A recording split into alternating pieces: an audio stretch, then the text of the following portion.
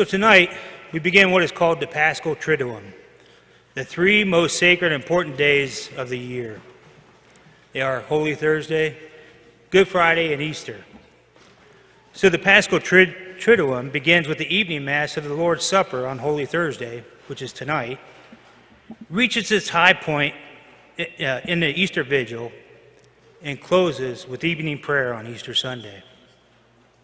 So we enter the eternal moments when Jesus gave us his body and blood in the upper room, sacrificed that same body and shed that same blood on Golgotha, and ultimately rose triumphant from the dead. So tonight, we celebrate the Last Supper of our Lord, a time to recall the ultimate act of love given by our Lord on the night before he was to suffer. So we hear in the gospel reading, Jesus knew that his hour had come to pass from this world to the Father. He loved his own in the world, and he loved them to the end. On this night, Jesus knew what was going to happen to him, and he left a lasting memorial of love to his disciples as he gathered them at the table for a meal. But we know this is no ordinary meal. This was a Passover meal, which we heard about in the first reading from Exodus. So why did Jesus choose a meal to impart this lasting memorial of love? Well, as we know, giving food and drink to someone is an expression of love. Just think about reunions. What do? We all come together at a predetermined location. We may see relatives, friends, classmates, depending on what type of reunion we're having. There may be games, activities, or just hanging out, talking, and catching up. There's one common theme that usually happens at every reunion. We eat. We eat when we get there. We eat during the reunion. And if that is not enough, people send food home with us to eat. People love to give food to others, to show their love to others, just as Jesus shows his love by giving food to his people.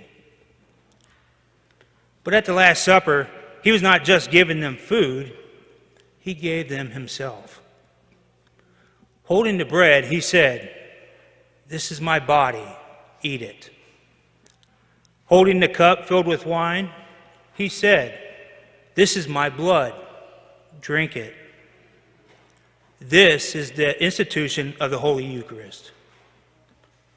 We know the Eucharist is the source and summit of the Church's life and ministry. The Holy Eucharist is the body, blood, soul, and divinity of Jesus Christ.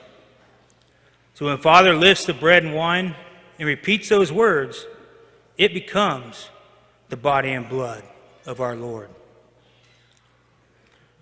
The food that God has generously made available to us to nourish us will nourish us on our spiritual journey. Pope Francis tells us, the Eucharist is not just a weekly way of celebrating our faith, but should radically affect our relationship with others, especially with those most in need. The Eucharist gives us the grace to receive forgiveness and to forgive others.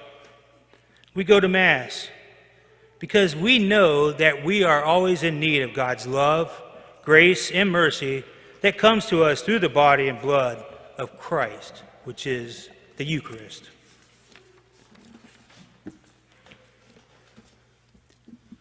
The institution of the Holy Eucharist by Christ on Holy Thursday also marks the institution of the priesthood when he tells his disciples, "Do this in remembrance of me." So the priesthood is both God's gift and a mystery. So when we give gifts, we are giving a free offer to a person, and they can either accept our gift or reject it. Describing the priesthood as a gift simply means that God is the one who freely calls and decides who to call. The mystery of the priesthood comes from the lives of Melchizedek and Christ, which are the high priests. It also comes to its fullness at the Lord's Supper on Holy Thursday and at every Mass during the consecration of the bread and wine, which is transformed into the real body and blood of Christ. I had the honor of attending the Chrism Mass on Tuesday as a newly ordained deacon. I was able to see our beloved priests and bishops renew their annual promises to the sacred priesthood. So this year is a very special year for one of our own beloved priests, and that is Father Sizemore. This year, I'm excited to say this year he is celebrating his silver anniversary, 25 years as a priest for our diocese.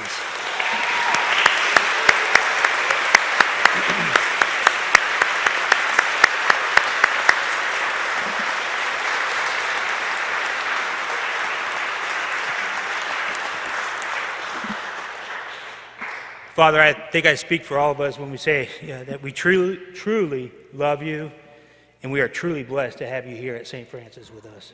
Thank you.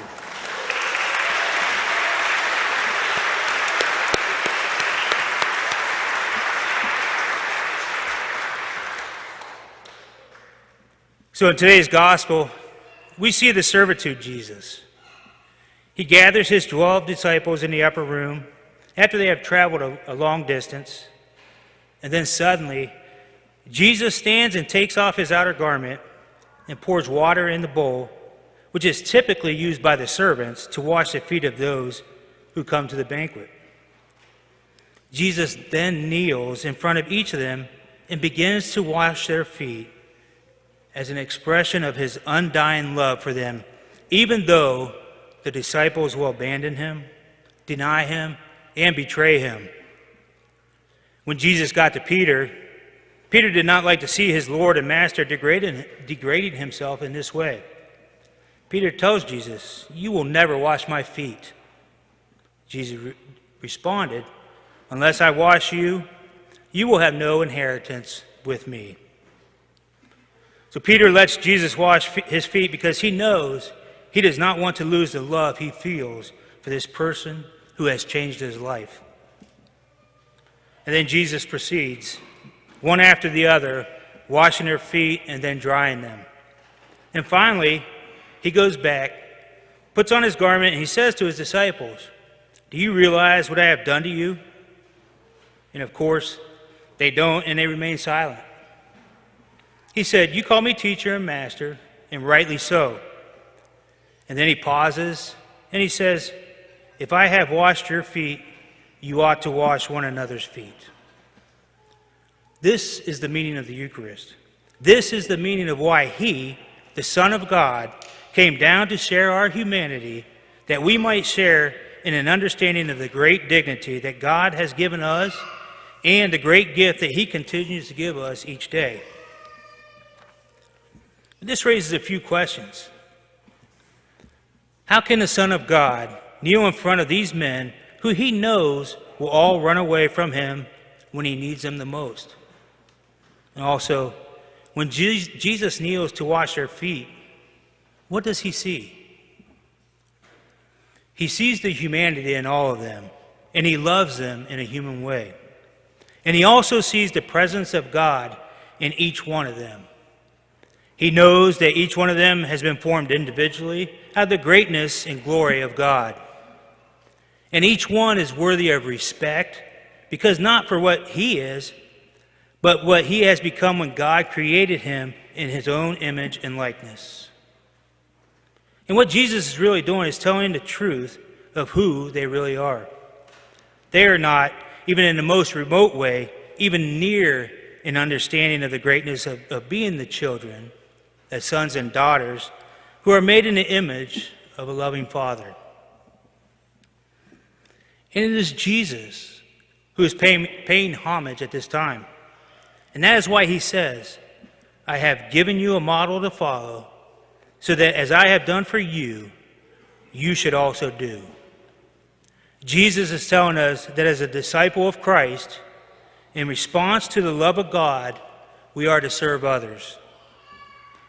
Each and every one of us, no matter what we have done or how we behave or what we do with the treasures that God gives us, we are indeed the precious children of God.